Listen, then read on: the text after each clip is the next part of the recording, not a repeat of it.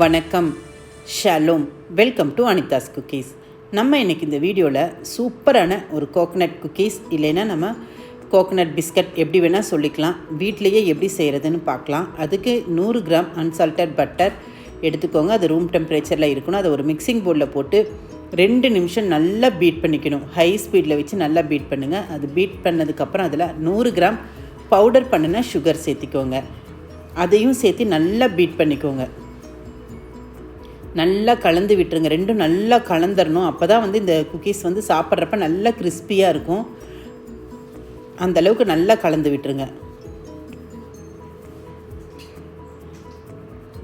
அதுக்கப்புறமா கொஞ்சமாக vanilla essence அந்த ஃப்ளேவருக்காக நம்ம கலந்துக்கலாம். கலந்து அதையும் நல்லா ஹை ஸ்பீடில் பீட் பண்ணிக்கோங்க. அதுக்கப்புறம் 100 கிராம் டெசிகேட்டட் கோகனட், அந்த தேங்காய் பவுடரையும் நம்ம சேர்த்திக்கலாம். பவுடரில் டெசிகேட்டட் கோகனட் சேர்த்து அதையும் நல்லா பீட் பண்ணிக்கலாம். அது கூடவே 100 கிராம் மைதா. இந்த மைதா சேர்த்தும் போதே நீங்கள் பேக்கிங் பவுடரையும் சேர்த்து நீங்கள் மிக்ஸ் பண்ணிக்கணும். அரை டீஸ்பூன் அளவுக்கு நீங்கள் பேக்கிங் பவுடரை சேர்த்து ஜலிச்சு சேர்த்திக்கோங்க. சேர்த்துட்டு இதை நல்லா கலந்து விட்டுருங்க. இந்த மாதிரி ஒன்று சேர்ந்து வந்துடணும். சப்பாத்தி மாவு பதத்துக்கு வந்துடணும். ஒருவேளை உங்களுக்கு இது ரொம்பவுமே திக்காக ட்ரையாக இருக்கிற மாதிரி இருந்தால் நீங்கள் 1 டேபிள் ஸ்பூன் இல்லைன்னா 2 டேபிள் ஸ்பூன் பால் சேர்த்திக்கோங்க. நான் மறந்துட்டதுனால நான் பேக்கிங் பவுடரை இப்போ சேர்த்திக்கிறேன். சேர்த்திட்டு நல்லா கலந்து விட்டுக்கிறேன்.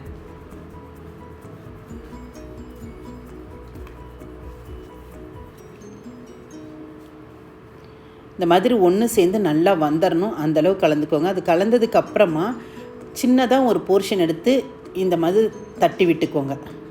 இந்த மாதிரி தட்டிக்கலாம். தட்டினதுக்கப்புறமா அதையே நம்ம ஒரு டெசிகேட்டட் கோகனட்டில் 2 சைடும் போட்டு நல்லா அந்த தேங்காய் அது மேலே ஒட்டுற அளவுக்கு நம்ம பெரட்டி எடுத்துக்கலாம். 2 சைடுமே நல்லா இந்த மாதிரி ஃப்ளிப் பண்ணி போட்டு நல்லா ப்ரெஸ் பண்ணி எடுத்திங்கன்னா அதில் நல்லா ஸ்டிக் ஆகிக்கும். அதையும் நம்ம ஒரு பேக்கிங் பேனில் வச்சுக்கலாம். நான் பேக்கிங் பேன் பட்டர் போட்டு க்ரீஸ் பண்ணி வச்சுருக்கேன். அதில் வச்சுக்கோங்க. கேப் விட்டு விட்டு வைங்க. ஏன்னா இது நம்ம பேக்கிங் பவுடர் போட்டிருக்கிறனால பேக் ஆகும்போது நல்லா பெருசாகி வரும். அதனால் இடம் விட்டு விட்டு நீங்கள் இதை அரேஞ்ச் பண்ணிக்கோங்க.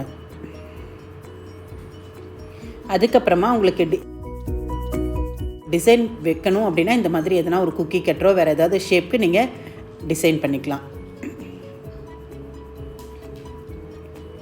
இந்த டைமை நான் அவன் ப்ரீஹீட் பண்ணி வச்சுருக்கேன். 180 டிகிரியில்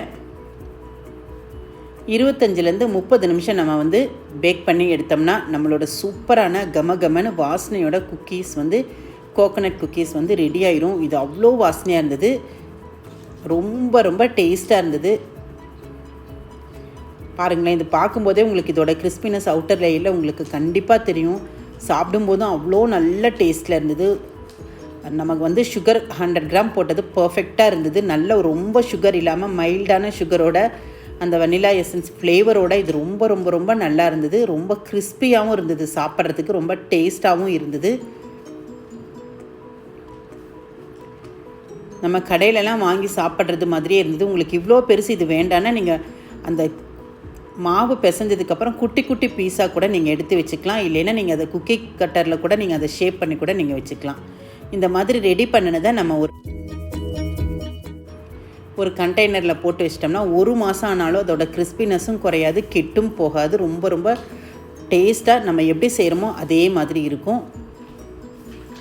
நாங்கள் குழந்தைங்கள்லாம் விரும்பி சாப்பிட்டோம். ரொம்ப ரொம்ப டேஸ்ட்டாக இருந்தது. இதே மாதிரி நீங்களும் உங்கள் வீட்டில் இருக்கிறவங்களுக்கெல்லாம் செஞ்சு கொடுத்து சாப்பிட்டு சந்தோஷமாக என்ஜாய் பண்ணுங்கள். இந்த வீடியோ பிடிச்சிருக்கும், ரெசிபி பிடிச்சிருக்கும்னு நினைக்கிறேன். லைக் பண்ணுங்கள், சப்போர்ட் பண்ணுங்கள், கமெண்ட் பண்ணுங்கள். மறக்காமல் சப்ஸ்கிரைப் பண்ணுங்கள், ஷேர் பண்ணுங்கள். தேங்க்ஸ் ஃபார் வாட்சிங் திஸ் வீடியோ. Thank you.